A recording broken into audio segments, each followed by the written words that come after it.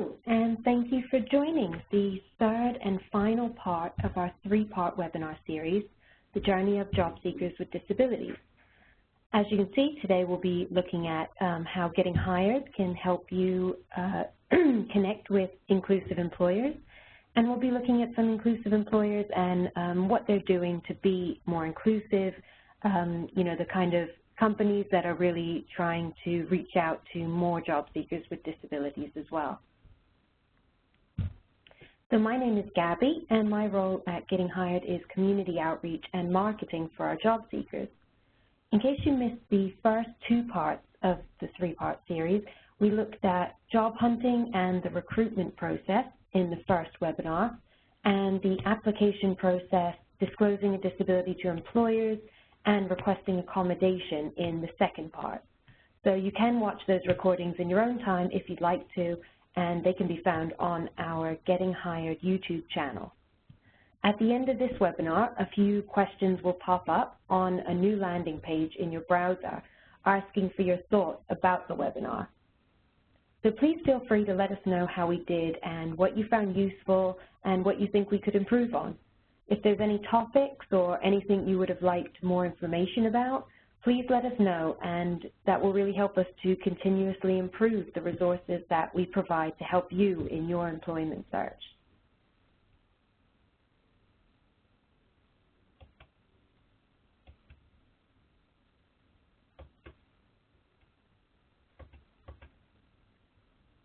As with all of our webinars, we offer a live captioning service. The link's posted in the chat box to the right of your screen, so you can just click on that. We will also be recording this presentation and uploading it to our YouTube channel next week. We'll also email all registrants a copy of the presentation and a link to the recorded webinar next week as well. During the presentation, everyone will be set to mute. Please use the chat box to the right of your screen for any questions at any time.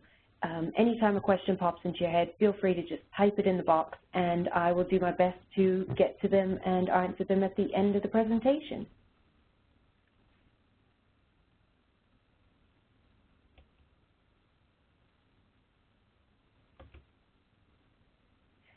So today's agenda: how Getting Hired can help you on your job search and connect you with inclusive employers. Then we'll be looking at some examples of employers taking action towards diversifying their workforce and actively creating an inclusive work culture. Lastly, we'll run through how to get started making the most of Getting Hired's free services.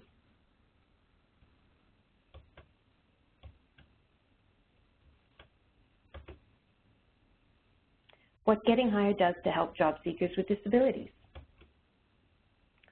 Getting Hired is actually the country's largest online career community for job seekers with disabilities. Our website's fully accessible, Section 508 compliant, and mobile compatible.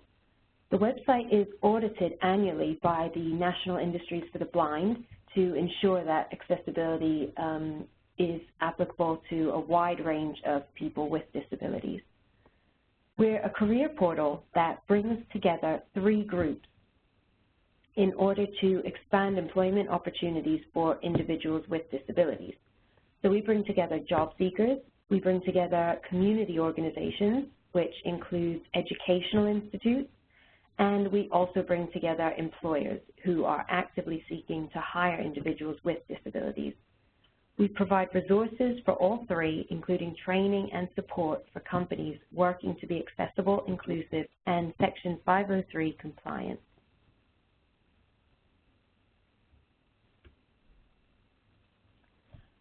Unlike other job boards, Getting Hired specifically posts jobs for job seekers with disabilities, and our employer relationships give your applications the benefit of being seen rather than lost within a pile of applications. So just to give you a little bit more information about how we ensure employers can connect with you, these are some of the services we provide to our employers. We have regular educational webinars to support you in your job search and career development, but we also support our employers in building and maintaining an inclusive and diverse workforce through trainings and educational webinars on diversity and inclusion. Second thing we do is when you click on apply for any of our job listings on our site, the employer will receive email alerts with your resume information and a link to your profile on the site to ensure that they don't overlook your application in the hundreds that they receive from multiple other websites. So we discussed in part 1 of this three-part webinar what the employment landscape looks like for hiring managers today. With tight deadlines and higher turnover with millennials changing jobs far more regularly than any previous generation, plus over 200 applications flooding in for every job, means that recruiters and hiring managers spend all of 6 seconds on average scanning resumes and applications. So these email alerts on your behalf make a big difference in terms of giving you that visibility, as well as the fact that employers will also be aware any applicants coming from our site have a disability of some type. So prioritizing the screening of candidates with disabilities is much easier. Lastly, as well as sending you notifications of new vacancies that match your skills, we also send right match notifications to employers showing job seekers that match their newly posted jobs. So we really encourage proactive recruiting from our job seeker database, which employers have unlimited access to. So that's just another reason for you to make sure that your resume is up to date.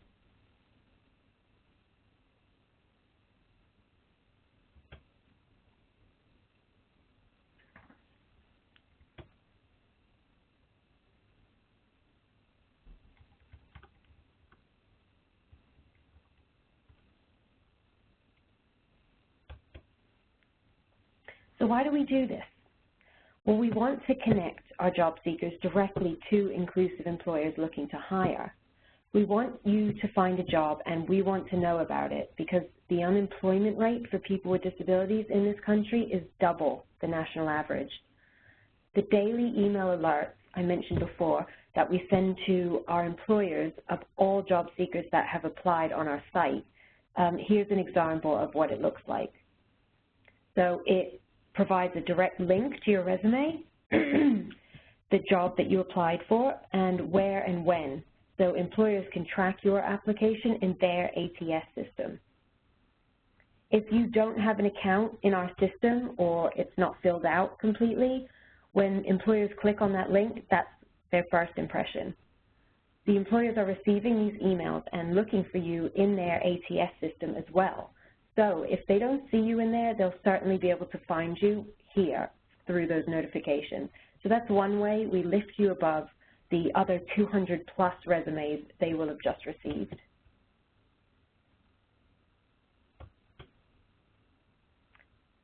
Inclusive employers. So I'm not going to get into too much detail here, as we did look at the ADA and employment rights and incentives in Part 2. But one of the reasons disability inclusion is a growing trend and a bit of a hot topic for employers right now is because of recent legislative changes to the Rehabilitation Act, specifically Section 503, and in just the last couple of weeks, Section 501. These amendments are pushing affirmative action for people with disabilities. So as of March 2014, Section 503 of the Rehabilitation Act now requires federal contractors and subcontractors to take affirmative action to recruit, hire, promote, and retain individuals with disabilities. Depending on the size of the company, they must ensure that 7% of their workforce are individuals with disabilities, and they can be audited. They must be able to show how they're working to achieve this goal, and if not, they can be subjected to huge fines. So federal contractors are required to ask if you have a disability in order to track their affirmative action efforts, but they are not allowed to ask you what kind. Just in the last couple of weeks, there's also been proposed affirmative action for federal agencies themselves. So they're talking about adopting the goal of having 12% of their workforce consist of people with disabilities, and 2% of their workforce consist of people with targeted or severe disabilities. Now, disclosure is a pretty scary topic for some, and it's still completely a personal decision if and when you choose to disclose, but it could be beneficial to disclose as conversations now are really changing. Private companies are also, outside of federal contractors, are also looking to diversify their workforce too. We recently found that 54% of our job seekers were willing to disclose having a disability up till the interview process. That's actually an increase from 43%, which was prior to the new regulations.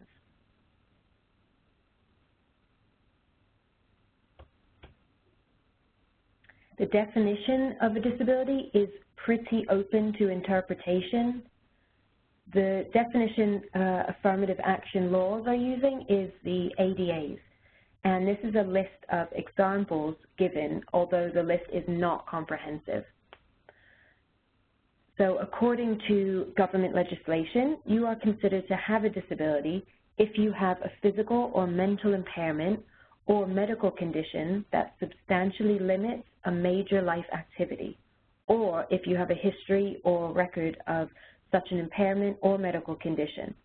Disabilities include, but are not limited to, blindness, diabetes, cancer, epilepsy, schizophrenia, bipolar disorder, multiple sclerosis, PTSD, post-traumatic stress disorder, cognitive or intellectual disability, deafness, cerebral palsy, HIV or AIDS, autism, muscular dystrophy, major depression, missing limbs or partially missing limbs, obsessive-compulsive disorder, and also impairments requiring the use of a wheelchair.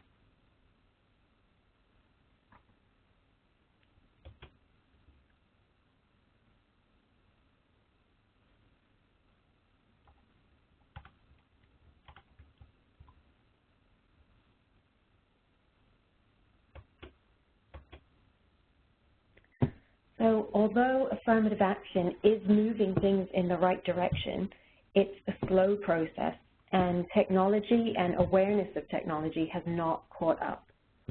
Technology has dramatically changed almost every facet of our lives, especially the employment landscape.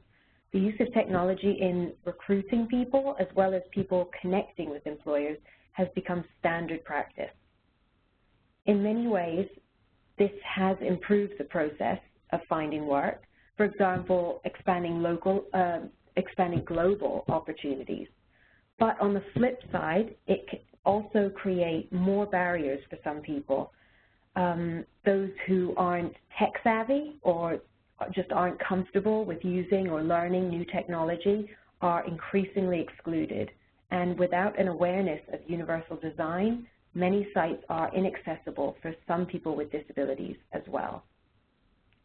So this is an extract from the OFCCP, who has actually cited federal contractors for violating accessibility requirements. Here's an excerpt from an actual notice of violation. Companies failed to provide equal opportunity to qualified individuals with disabilities and qualified disabled veterans in its online job application procedures and other conditions of employment. Specifically, company failed to ensure that individuals with disabilities and disabled veterans can use the company's online application system, B, request an accommodation to be able to use the company's online application system, and C, access and use timely alternative application procedures.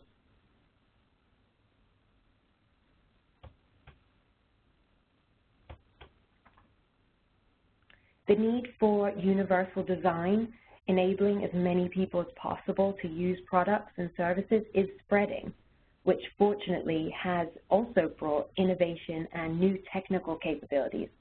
Some of you might be familiar with PEAT, the Partnership on Employment and Accessible Technology.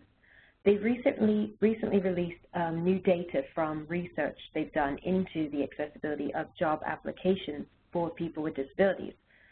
46% of those on the survey rated their last experience applying for a job online as difficult to impossible.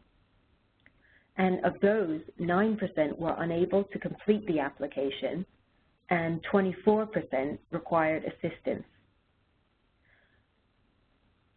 When it comes to accommodation statements and the technical assistance that's available to people having difficulties accessing the job applications, you can see technical assistance from the PEAT survey. Of those applicants using employer-provided technical assistance, 42% were able to complete the application, 58% were not able to complete the application. So even with technical assistance, there are still barriers that employers need to really be aware of and, you know, have alternative methods for accessing.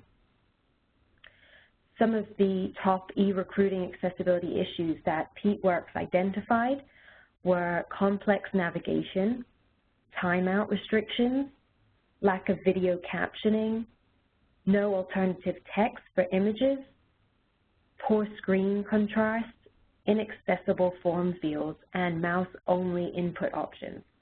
So this research is just from 2015, very, very recent.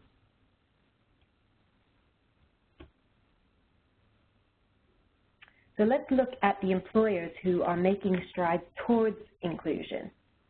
EEAC is a nonprofit employer association who provides guidance to its member companies on understanding and complying with their equal employment opportunity and affirmative action obligations. They've got nearly 300 major corporations as members, and their board of directors includes Mutual of Omaha Insurance, Allegis Group, Lockheed Martin, Wells Fargo, Starbucks, United Health Group, Kaiser Permanente, and that's just to name a few.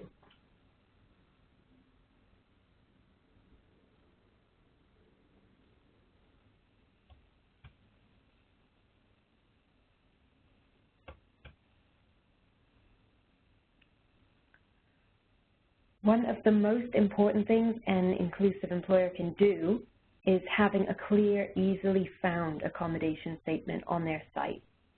So as we just looked at in the PEAT survey, I mean, a lot of employers don't have an accommodation statement at all, and even some of those that do don't actually have a very effective and well-functioning process for assisting people that are having difficulties accessing the online application.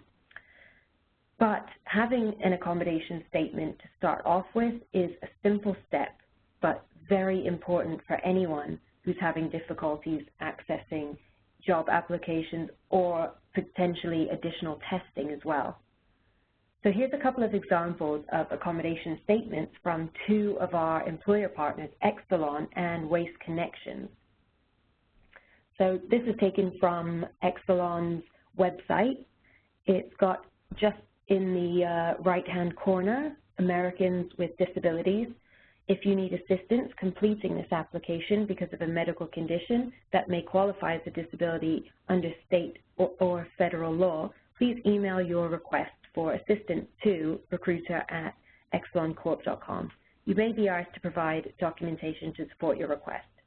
So even something simple, having an email there, a telephone number, you know, preferably both, gives, you know, and having a dedicated accommodation team as well to handle any of these incoming queries, who are aware of the kind of obstacles that people might have and how to effectively manage them.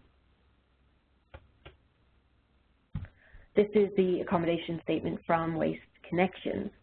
Waste Connections is an equal employment opportunity / affirmative action employer and provides reasonable accommodation for qualified individuals with disabilities and disabled veterans in job application procedures. If you have any difficulty using our online system and you need accommodation due to a disability, you may use the alternative email address below to contact us about your interest in employment. And they've got an email address there and also a phone number, and they ask you to specify which position you're applying to in order to be considered for employment.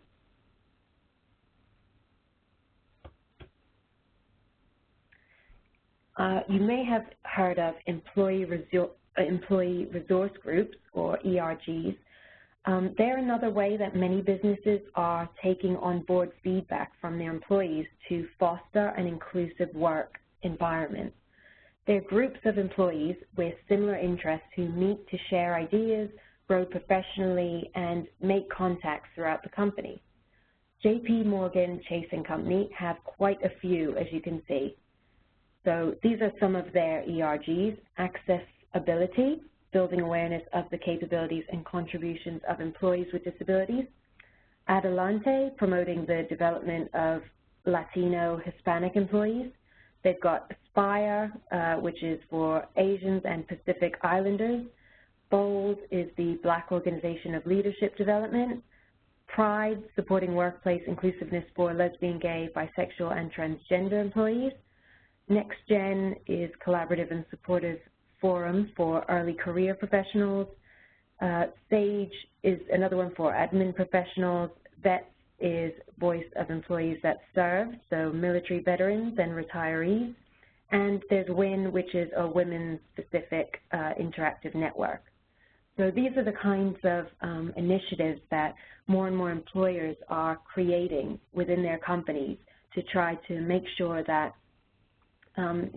specific groups of employees can actually have a support network somewhere to discuss and feedback any obstacles and any potential opportunities, which helps all levels of the company to get a better understanding of how to accommodate their employees and how really to get the best out of all of their employees, whatever their skills and abilities.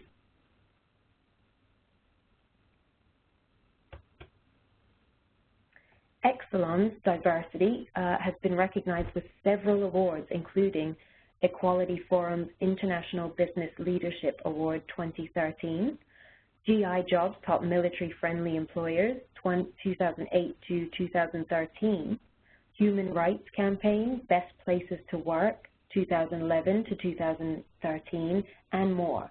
As well as several ERGs, they use university programs and military and veteran initiatives, as well as getting hired, to actively diversify their recruitment. You can find a lot more information about their diversity efforts on their website.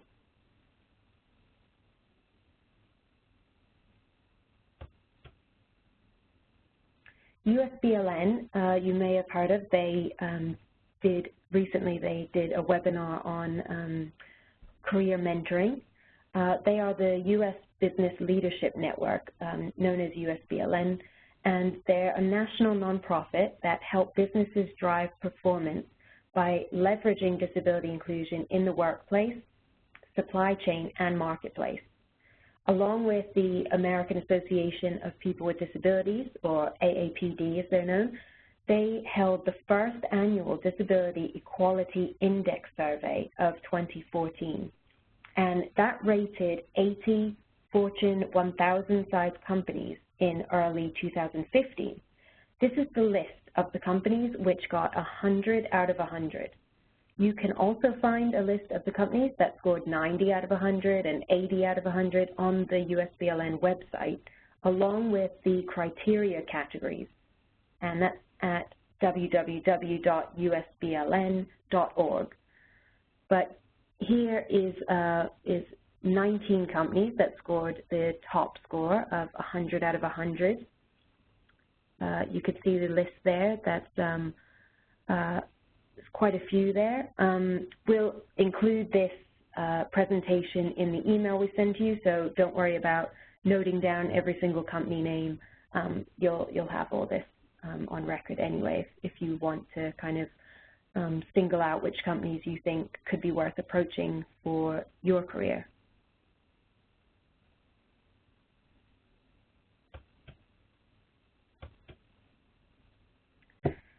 Starbucks are absolutely huge in the inclusive employment space.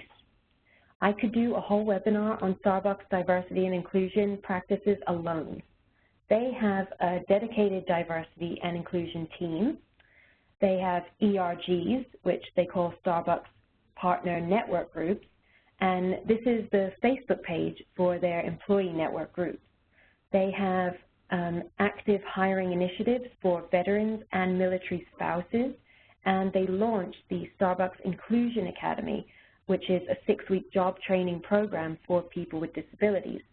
All 21 of the students have since been employed by Starbucks or other local companies since graduating. So you can find a lot more of information about how they're being inclusive and diverse and what sort of initiatives they're coming out with.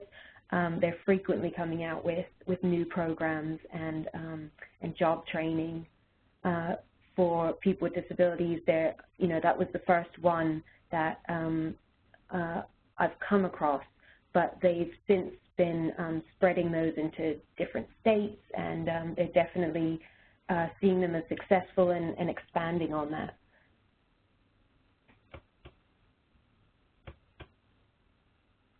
So getting started. So just to wrap up, some top tips for the next steps you can take in terms of connecting with inclusive employers on Getting Hired's platform. You can make sure that your Getting Hired account is up to date. As I said, employers have access to our job seeker database, so they are proactively sourcing and looking through job seekers to see if anyone stands out suitable for any opportunities they have.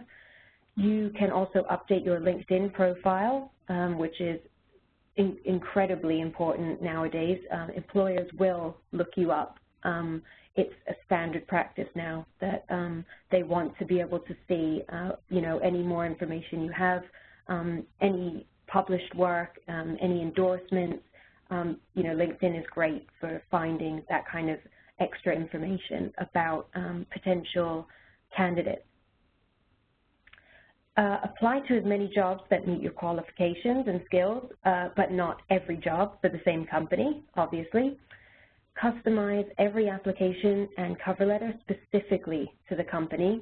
So that's a really, really important one. We talked a lot about that in part 1 about making sure that you include the most suitable keywords that recruiters will be searching for in your resume. Take a look at our blog articles for job searching tips. You can find a lot more tips on our blog there. Connect with family, friends, colleagues, and follow businesses on your social media channels, as mentioned in the last webinar as well. That's a great way to get noticed by companies now, connecting with them online, being proactive, getting involved in any kind of initiatives that they might be promoting. It's a great way to really stand out. And sign up for our virtual career fairs. We actually have one coming up on April 13th, which you should be receiving emails about, and you will do if you haven't already. So our virtual career fairs are to connect hiring companies with our job seekers with disabilities. They are completely open to all job seekers of all experience levels, all industries, all locations in the country. So you'll be getting a wide range of positions and employers. So it's worth checking in on. And it also helps you to stand out from the hundreds of other applicants we spoke about earlier. And lastly, follow us on Facebook, LinkedIn, Twitter, or Google+. That's a great way to stay up to date with our resources, and we also share a lot of resources from other organizations on our social channels as well. So lastly, these are the links if you do want to stay up to date with what we're getting up to. We've got the website, Facebook, LinkedIn, Twitter, and Google+. Questions? Are there any questions I'll give you just a couple of minutes if you have any questions about what we've just gone through, or any information you'd like more of.